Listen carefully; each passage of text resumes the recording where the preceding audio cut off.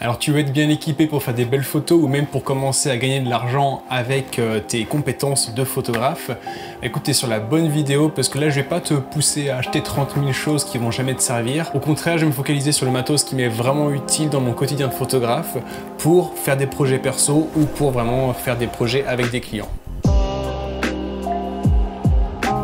Alors le premier élément, c'est ton boîtier, l'appareil photo en lui-même. Personnellement, j'utilise le Sony A7 III, mais je vais pas te recommander d'acheter forcément un Sony, parce que honnêtement, de nos jours, la plupart des marques ont vraiment des appareils incroyables, et c'est pas parce que tu vas prendre une marque plus qu'une autre que tu vas faire des photos incroyablement différentes. Donc je te recommande de prendre soit un Sony, soit un Canon, un Nikon ou un Fujifilm. Si tu prends une de ces 4 marques qui sont leaders du marché, t'as aucun souci, ça va être de la très bonne qualité. Si tu as un budget un peu limité, que tu peux pas t'acheter forcément le dernier appareil haut de gamme qui est sorti, ce que je te recommande, c'est d'acheter un appareil haut de gamme mais de génération précédente, donc soit une génération précédente, 2 générations précédentes ou plus en fonction de ton budget, parce qu'en fait en photographie, je trouve que d'une génération à l'autre, il n'y a pas de grand saut de qualité. Donc un appareil photo haut de gamme d'il y a, je sais pas, 5 ans, il fait toujours des photos incroyables.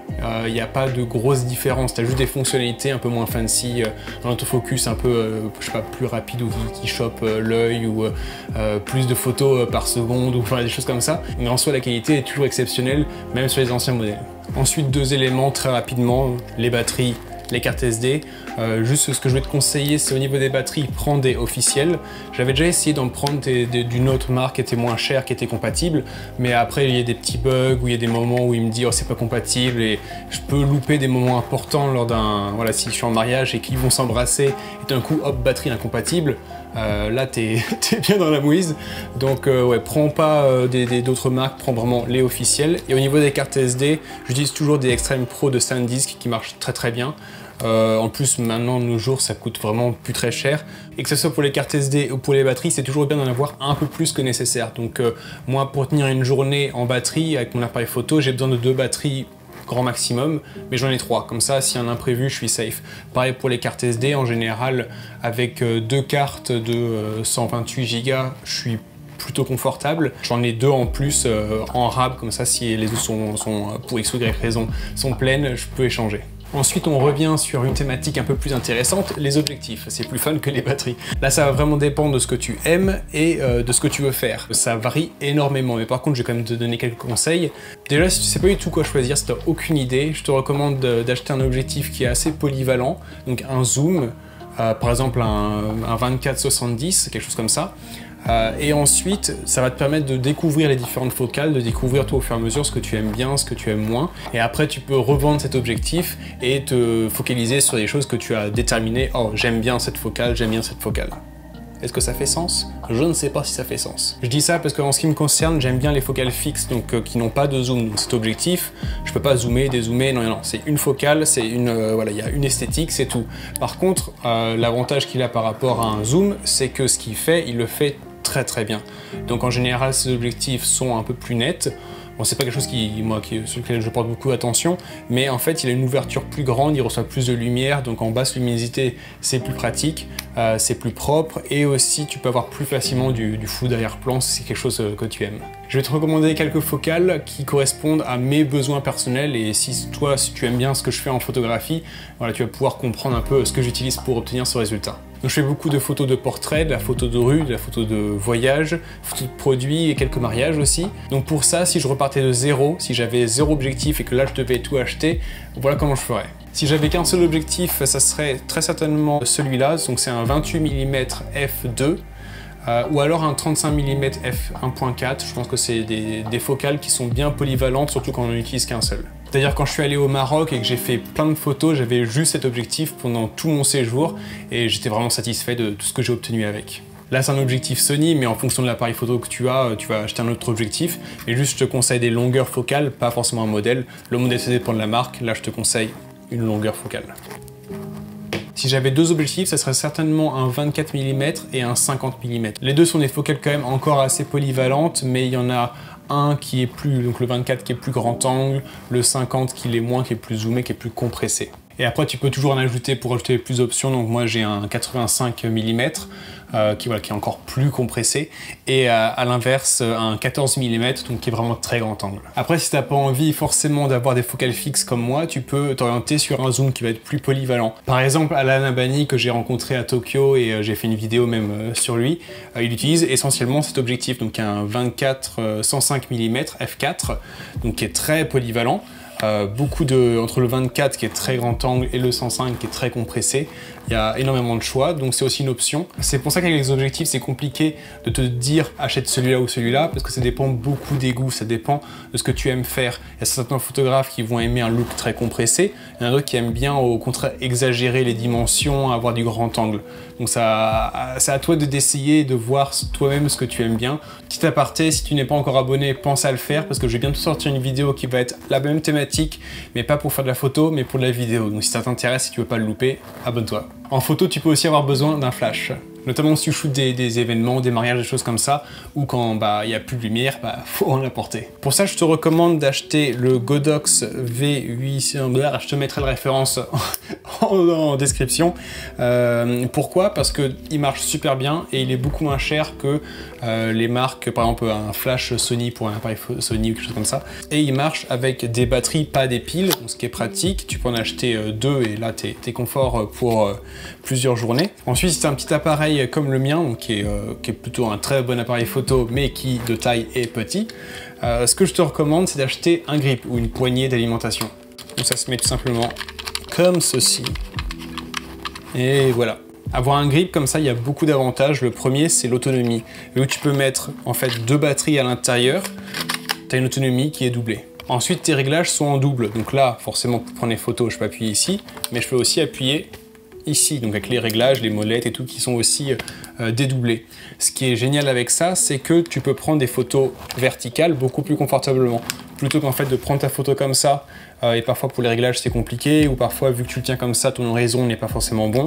Là tu le tiens normalement, et c'est super confort pour faire des photos verticales confortablement.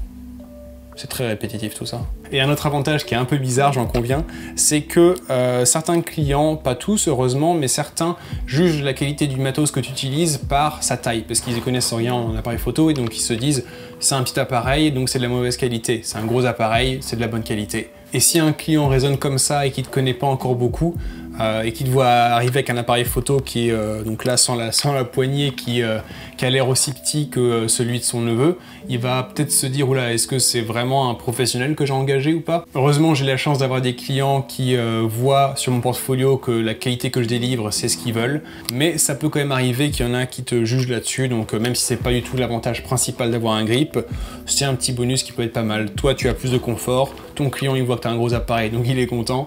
Voilà, il y a pas mal d'avantages. Dans la catégorie des éléments pas très intéressants mais qui sont super utiles, petit kit de nettoyage. Alors le petit pinceau que certains ont, j'ai jamais compris à quoi ça servait, ça m'a jamais été utile. Par contre, une petite, je sais pas comment ça s'appelle, faire du vent là, une petite poussette, une petite mouche-mouche, je sais pas comment ça s'appelle. Ça c'est génial parce que combien de fois, vu que je change souvent d'objectif, j'ai une petite poussière qui arrive sur le capteur et ça se voit sur les photos. Donc quand je change d'objectif, hop, deux petits coups dedans, je sais que ça va être propre et voilà. En plus j'en ai une qui est toute petite, qui peut se mettre dans la poche, c'est hyper pratique. Et pour les objectifs, le petit microfibre, là si t'as des trucs de lunettes ou n'importe quoi, tu peux réutiliser, c'est la même chose. Voilà. Hop, je passe pas plus de temps dessus, mais c'est super essentiel, je les ai toujours sur moi. Quand je suis sur un shooting photo, j'aime bien avoir tout mon matos directement disponible sur moi pour voilà, à portée de main. Donc pour ça, j'ai cette sacoche que je trouve incroyable, parce que dedans, je peux mettre deux objectifs, plus mon flash, plus mon kit de nettoyage. J'ai vraiment tout ce dont j'ai besoin. Et ce qui est hyper important pour moi, c'est que comme j'ai facilement des douleurs d'épaule, je veux pas avoir un sac à bandoulière, un sac messager. Lui, il s'accroche directement au niveau de la ceinture. Je le mets sur le côté. Comme ça, je suis pas en mode tonton banane en face, un peu plouc. Je l'ai sur le côté. Et voilà, j'ai mon matos directement à disposition et ça met aucun poids sur mes épaules. Tout est au niveau des hanches. Donc c'est parfait. Ensuite, pour éviter que ton appareil photo il tombe, c'est bien d'avoir une dragonne ou une sangle. Personnellement, je préfère largement la Dragon, ça me donne plus de flexibilité, je suis pas bloqué par le cou, je peux vraiment bouger dans tous les sens, c'est beaucoup mieux et en même temps c'est safe. Mais il y en a beaucoup qui aiment bien quand même avoir une sangle. En tout cas, ce que je te recommande, c'est la marque Peak Design qui est vraiment géniale parce que si tu es comme moi, que tu dois souvent retirer, remettre ta sangle, parce que moi quand je le mets sur mon stabilisateur pour la vidéo, je retire pour pas que ça se balade dans tous les sens, et bah c'est super rapide, ça c'est super safe, ça peut pas du tout partir, mais avec un petit système de clip, ça se retire super facilement. Et pareil pour la sangle, c'est le même système. Voilà, t'as des petits clics, je peux les mettre un peu n'importe où, c'est génial. C'est génial. Attention, là c'est important, un objet qui est vraiment super pratique pour avoir des photos de portraits qui deviennent d'un coup bien meilleures. Et ça, c'est l'enceinte Bluetooth. En fait, c'est pour mettre de la musique. Quand surtout tu shootes avec des modèles, enfin justement pas des modèles, des gens qui n'ont pas l'habitude d'être devant la caméra, le fait de mettre de la musique, c'est complètement magique. Ça va les mettre tellement à l'aise. J'ai utilisé souvent sur des mariages ou sur des shootings photos. Je sors l'enceinte, je mets une playlist Spotify en plus qui match avec l'ambiance que je veux. Si je veux une ambiance très relax, très cocooning, hop, je mets de la petite musique indépendante acoustique.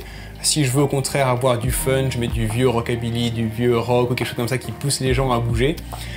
Et tout de suite, des gens qui étaient un peu timides, un peu « Oh mon Dieu, comment je fais pour être devant une caméra ?» Tout d'un coup, ils entendent une musique qu'ils aiment bien ou qu'ils entraînent, ils sont avec leurs potes ou même si c'est tout seul. Enfin bref, ça met une ambiance et ça aide tout le monde et c'est vraiment magique. Donc ce que je te recommande, c'est d'en prendre une petite et une où tu as la possibilité de mettre un petit mousqueton ou une attache pour le mettre à ta ceinture. Comme ça, quand tu bouges, quand tu es à l'extérieur, la musique reste toujours à côté de toi. Et si c'est waterproof, si ça protège de la pluie, des intempéries, c'est encore mieux. Dans la catégorie des objets un peu chiants mais bien pratiques, les bouchons d'oreilles. Je peux te dire que quand tu as passé un été entier à faire des mariages et à passer plusieurs heures à chaque fois à côté des enceintes, avoir des petites protections pour tes oreilles, ça te sauve vraiment et c'est beaucoup plus confortable. En ce qui concerne la post-production, donc au niveau hardware, j'ai un MacBook Pro, parce que ça marche. Hein. Et en software, en logiciel, j'ai Adobe, l'abonnement Photoshop, Lightroom, donc l'abonnement photographe qui est tout ce dont on a besoin et qui sont bien sûr aussi disponibles sur Windows. En fonction de ce que tu veux faire comme photographie, tu peux avoir besoin d'autres choses. Si tu fais de la photo de nuit, de la longue exposition, de l'infrarouge comme Thomas App, tu peux avoir besoin d'un trépied. Si tu veux faire de la photo fashion ou même de la photo pour des magazines avec des clients qui sont présents lors du shooting, comme c'est le cas d'Alan Abani, il a fait une vidéo sur le sujet, sur ce que lui utilise pour ce genre de contexte, c'est super intéressant, donc je te le recommande. Donc ton matos va beaucoup varier en fonction de ce que tu aimes, de ce que tu veux faire, mais maintenant au moins tu sais ce que moi j'utilise pour faire mes photos, donc si ça te plaît, tu peux t'en inspirer. Et voilà, c'est tout pour aujourd'hui, j'espère que cette vidéo t'a plu, si c'est le cas, montre-moi ton soutien en la likant, abonne-toi si tu l'es pas déjà, et moi je te dis à bientôt dans la prochaine vidéo. Allez, bye bye.